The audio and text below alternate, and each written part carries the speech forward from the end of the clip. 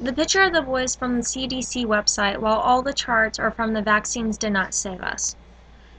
Vaccines are so routine that we never ask our doctor the important questions about them. We never ask what the vaccine is made of, unless we already know that we're allergic to something. And what could the vaccine do other than what is on the little leaflet that they give you? We need to ask questions before we decide to jump blindly into something that could potentially harm either ourselves or someone that we care about. While putting life solely on the hands of one person, your doctor, who should know what is best for your family. But sometimes doctors tend to categorize their patients and not think that one person could have an adverse reaction to something that they give out on a daily basis. Look closely at these next few images. There you will notice where the vaccines come into play.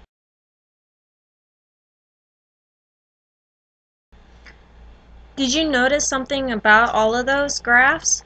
The fact that the vaccines came into play when the disease itself was on a slope. It was already on a decline.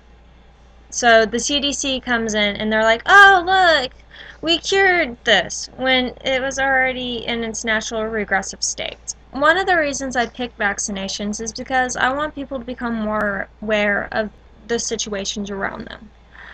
One of the things that happens is something called iceberg.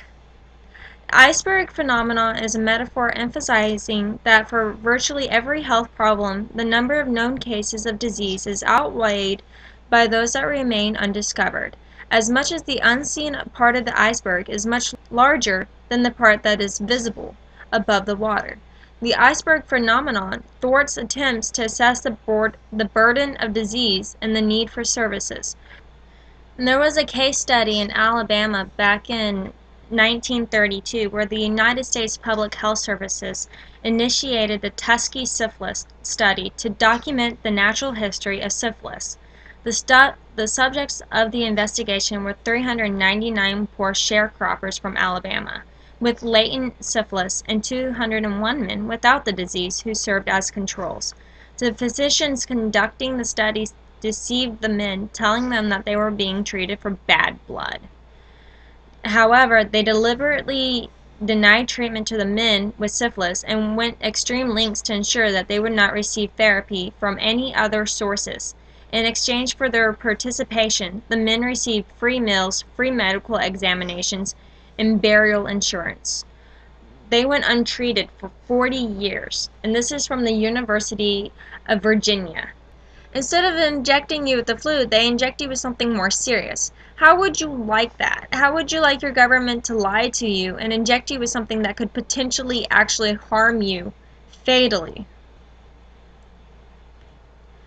The solution and the conclusion to this is that you need to ask yourself, do the benefits outweigh the risk? For me, they did. I live in a household with my grandparents who had polio and has never had chicken pox.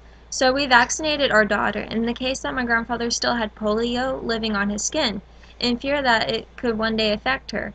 And if she came home from school one day with chicken pox, she could potentially kill myself or my grandparents, since we are over the age limit where it would be safe.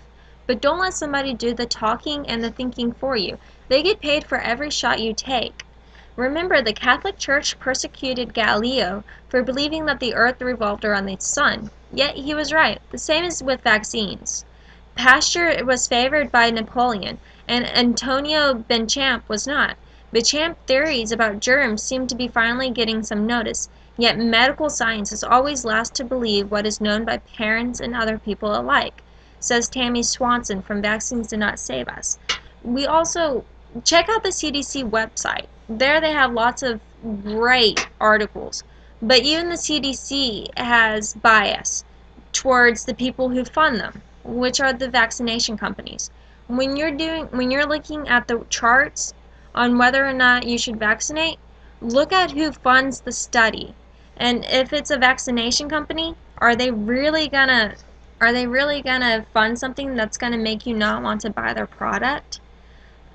Remember that before you practice this in everything that you do, you need to look before you take. You need to do the research yourself before you take the word of somebody else who's getting mainly taking the word of somebody who's getting paid. Your medicine that you could be taking could be a deadly combination if you go to multiple doctors. Talk to a pharmacist. Those are probably the best people to ask whether or not you're taking a deadly combination. Do the research. Are GMOs, in your breakfast cereal something that you want to eat? Always, that's what this whole thing is about, is always do the research yourself. Always ask questions. Always don't take somebody else's word for your own. Do the research yourself.